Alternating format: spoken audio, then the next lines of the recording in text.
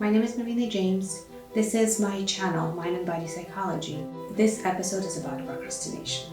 The reason why I picked this topic for my very first episode is because it took me about 6 months after I got all the equipment and set everything up to actually film this. This segment will give you procrastination, why we procrastinate, what does it do to our mind, what does it do to our body, and how to get around this whole problem and come on the other side, no longer procrastinating quite so much as you are.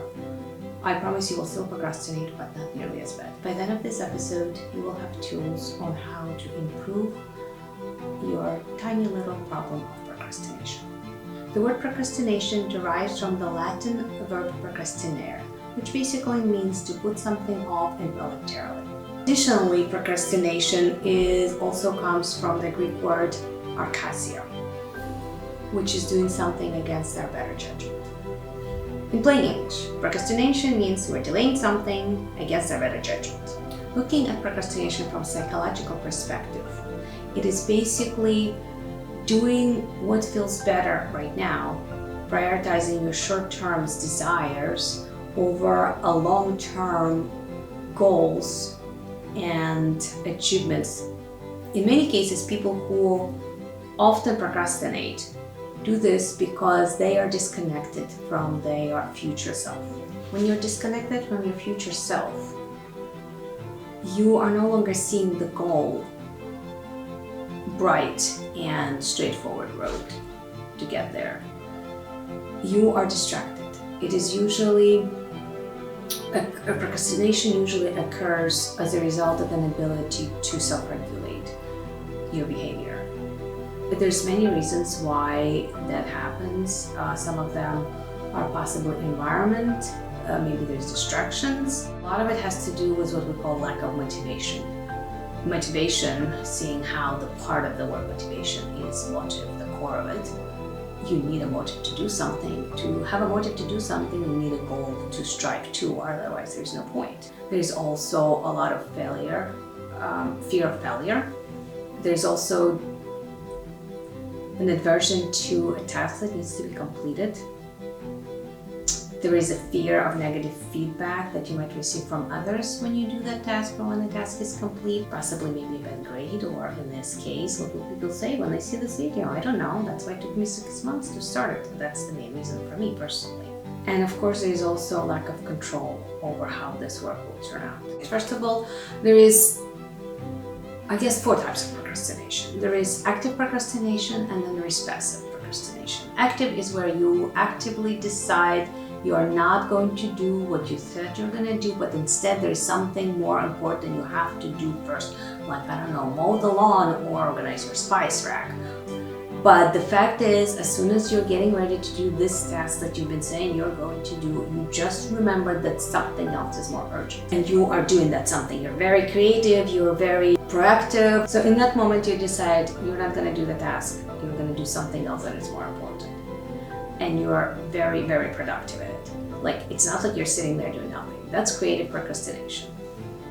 Now, then there is passive procrastination, where you just kind of avoid that it needs to be done. You deny that it needs to be done in the first place. Time passes by, you're scrolling your phone screen or your computer. There's various coping mechanisms that we as people do in order to cope with our procrastination. One of them is avoidance. That means you're just pretending that doesn't need to be done. Let's say you have dirty dishes in the sink and you're like, oh, no, what dirty dishes? I don't know anything about that. And then eventually you come to the kitchen, you're like, oops, sorry, I guess there were dirty dishes. Denial, that would be one of the active procrastination. It's engaging in something else. Active procrastination is actively deciding that you need the pressure of the deadline. For example, you have a paper due or test due, and you wait until the day before to study for that. Well, you already had, like, I don't know, 3 months you knew it was coming, or 6 weeks you knew it was coming. And then you boast to your friends, like, whoa, look at me, I did all the studying in just one night and I managed to pass. And that gives you a thrill, and you're seeking that thrill in the future, therefore you procrastinate in the future times. Additionally to the one where you just figured out, that give you a thrill, that give you some kind of a rush of energy, some kind of adrenaline, like to study that much. And everyone is sitting there in the middle of the night with their coffee mugs.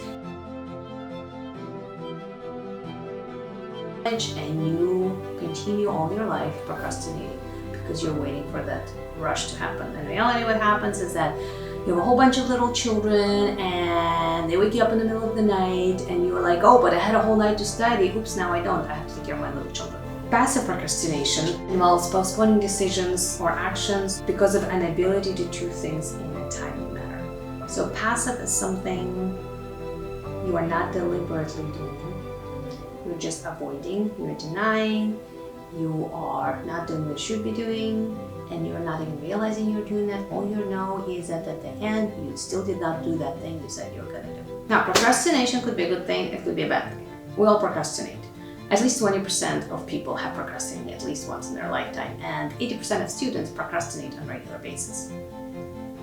Now, saying that, how is it a good thing and how is it a bad thing? It is a good thing because you get lots of other stuff done if you're an active procrastinator in the process. However, procrastination can be a really, really bad thing if it seriously impacts your life. If there is a phone call you need to make, if there is a bill you need to pay, and that could possibly affect your future. Meanwhile, what it does for you physically, it gives you stress, psychological stress. Psychological stress reflects on your physical body. It depends how stress shows up on your body. Everyone gets stress slightly different. Mostly, it would be tension in your shoulders, lower back pains, inability to digest food for some people. Headaches, definitely headaches, and anger, snappiness at other people, irritation. Meanwhile, we're blaming everyone around us for the fact that we cannot get to do the task we said we're going to do. In reality, it is not taking the responsibility on ourselves to get the task done. It is your responsibility. You said you're going to do it, so why are you delaying? Okay, let's take a look at why are you delaying. A lot of times people would delay because the task seems so big, there is no way to comprehend how to break it down. It is an ability to break down the task into smaller chunks that are bite-sized chunks. Now, when you break it down into bite-sized chunks, you can look at it and say, oh, but that's just one little thing. What's that going to do? I'm still not really any closer to my goal. There's still so much to go. But at the same time, that is one step closer to your goal. To break it down into smaller pieces is a key to stop procrastination. So if you look at it as a big whole, you're scared of doing this whole thing because it's like, how is it going to get done? I have no idea. So you're not doing it. Now, what else you might procrastinate? A lot of times it's not a big project. It could be a phone call. It's not a big deal. It's one phone call. It takes 5 minutes. Why are you afraid of your phone? Well, because on the other side of that line, there is someone you do not want to talk to. You have no idea what they're going to say. There might be critique. There might be anger. There might be something you don't want to hear. So you're delaying making that call. What about something as simple as paying your bills? Again, this could be something big like, well, I don't know what's going on with my bills, period. I don't know where mine is coming from, going, where they should be going. It's disorganization. The biggest reason why people procrastinate is not seeing how it will impact their future and what they want in their future. To have a set goal and going towards it will help a long way from procrastination. But there's still going to be things you don't want to do. Some of them are not seeing how you're going to accomplish this. It's too big. Another one is one tiny thing I do, how's that going to actually get me to my goals? Like, for example, starting to go to the gym. Well, I didn't feel anything the first time. Another main reasons why people procrastinate are actual medical conditions, psychological conditions. Depression is one of them, and ADHD is another one. Depression affects you in a way where nothing really matters. Like, you look at the world, everything seems gray. Everything seems gray, there's no point to anything. Just going day to day is hard, difficult, painful, and what is the point? So when there is no point and you do not see the long-term goal, then yeah, you would not want to do tasks. Plus, you don't feel well when you're depressed, and you're tired and you sleep more. So things that require, I don't know, answering an email that needs brain power and being cheerful it's really hard to do when you're depressed. So in this case, working with procrastination, you have to address your depression. You have to address your depression, break it down into smaller chunks, find smaller goals. But we will talk about depression in a different episode. Then ADHD. Why and how does ADHD affect procrastination? People with ADHD tend not to be able to stick to a task. They want to do absolutely everything at the same time. It doesn't work very well because to get through a task, you have to do it in order. You actually have to complete certain things to get somewhere and not leave it alone and jump somewhere else. You have to concentrate. Concentration for people with ADHD is a skill that needs to be learned. Again, we will talk about ADHD in some other episode. Another reason people procrastinate is a lack of self-esteem, understanding that you have the knowledge and the skill that it would take to complete a task. It is not believing in yourself that you can do this, that you can do this well, and that you know enough to do this. So how do you deal with procrastination? First of all, you have to figure out you're procrastinating. How do you know you're procrastinating? If you know there's something on your list and you have to get it done, and yet it's being pushed off or being forgotten, or excuses are made why you're not doing it, you're procrastinating. The next thing you have to ask yourself is why? Why am I procrastinating? And what am I procrastinating, right? Let's start with what. Sometimes you think you're procrastinating calling your mother. In reality, what you're procrastinating is talking to your mother. There's a distinct difference there. Because after you go to the next thing of why, you need to ask yourself, well, why am I not doing this? Why am I not willing to do this right now? What's scaring me? What's stopping me? And then you might arrive to something like, oh, I need to hear my mother's complaints or hear how she does not approve of what I'm doing or about to do. That's the fear. That's the fear of disapproval. Well, you get to decide that. You actually can actively procrastinate never to do the thing. Okay, one more thing you need to know about procrastination. There's two more ways procrastination can be broken into. There is creative procrastination, and then there is unconscious procrastination. Creative procrastination is choosing actively to procrastinate and possibly choosing never to do a certain task. Unconscious procrastination is everything else, is where you don't even realize you're doing it, and the goal is to bring it up to the conscious level where you deal with it. Let me give you an example of creative procrastination.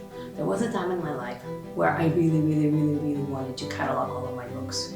I had this image as a child that one day I will grow up, I will have a very big library, and all of my books will be labeled and organized. There was a point in my life when I chose never to do that. It came off my list. And it's not like I was actively procrastinating, it was just never a priority. I had lots of other things to do, and organizing my books in alphabetical order or by theme or whatever way I thought was going to work at the time, it just wasn't working for me. Took it off my list. One more reason is disorganized. So let's say you kind of know what needs to be done. It no longer looks like this gigantic, huge mess. You're like, I know I need to do this and this and this and this and this, but you still don't get to it. Well, on all times it's because it's disorganized. You do not know what should be done first, how long it will take to get it done, and what should come next. You have to sit down, you have to write a list. You have to envision yourself at that place where you already reached your goal, and you have to look at it going, how did I get here? Then in that list, you start looking at individual items going, in what order should they be done and how long will they take, and do they depend on someone else to get back to you on? And you write up a timeline. So if I am at my goal at New Year's, what do I need to do to get there? Let's say, I don't know, we're talking about weight loss. Then you decide what is a safe way to lose the weight, pounds per week or per month. Will you be changing your diet? Are you going to be changing your supplements? Are you going to be changing your exercise routine? Do you need to find a trainer, talk to your trainer to change the routine? All of that is time. If you look at each component, you get to decide then, is anyone else involved in this? Do I need to get a consultation of any way? When will it get done? You put it in your calendar. Once it's in your calendar, you stick to your calendar. You do it because you said you're going to do it at the time when you said you're going to do it. At that point, all of those are pleasant feelings. I don't feel like doing it. Forget it. You're doing it because you said you're going to do it. yes, no one is paying you to do. If you were at work and someone said, I'm going to give you $100 for this hour of this work you don't want to do, are you going to do it or not? Probably yes. In this case, no one is paying you. Money is a big motivator. If there's no money involved, we motivate a lot less. But here's the thing, your bigger goal.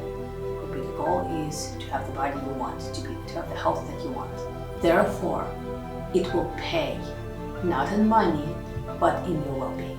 Perfectionists tend to procrastinate more. Why? Because they think that the job is not done, and it's not done well, and I don't have enough time to do it well enough, and the time that I have, therefore I'm not even going to start, there's no point of starting.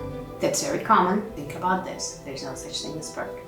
Perfect is in your own mind. Everyone else does not think what is perfect is really perfect based on your description and your view of what perfect is. Another reason why some people procrastinate is undeveloped decision-making skills. You need to work then on actually making a choice. Now, how do you develop anti-procrastination strategies? Procrastination is actually a habit that is ingrained in your behavior. For reducing the procrastination, changing your habit into active workflow that will reduce your stress and help you to achieve your goals. One is set your rewards. Promise that you will do something for yourself when a task is done. Time yourself so that you know the task will be done in a certain time. Make sure you take breaks, especially if you're doing something like writing a paper or something that takes longer than, let's say, an hour. Make sure you take at least a tiny little 2-minute stretch break.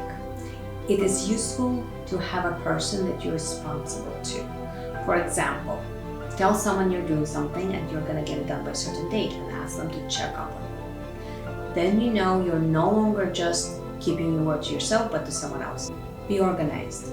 Try to keep a task list, what needs to be done by when, make sure you get it done, and make sure you allow time for what you're not wanting to do. Give yourself more time than you think it might need, because a lot of times you are underestimating. If you find the task to be unpleasant, you need to find something good about why doing that task will improve something for you. It's either will take down your stress, which is an improvement, or it will move you closer to your goal. When you see that goal, or you see the goal of reducing your stress, that's what will have you be motivated to get the task done. And the biggest thing at the end of actually doing your task, make sure you reward yourself. If it is a big task, treat yourself to something. It could be something as tiny as your favorite candy, or something in the middle like a bubble bath, or a day out and meal, or just a bag of popcorn and a movie when you finish all your tests. Give yourself a high five in the mirror and pat yourself on the back. Okay, so in this episode, we covered what procrastination is, why people procrastinate, how to stop procrastination, some tips and tools towards it. And now that this episode is done and I'm done procrastinating, making it, I still have to edit it, but still, I think it is time to pat myself on the back. Good job, Mary. If you liked this episode, please give me a thumbs up. And if you love this episode, please subscribe to the channel to get more. I would really appreciate your feedback on the comments below, as well as ideas for the future topics we need to cover. Talk to you later. Bye.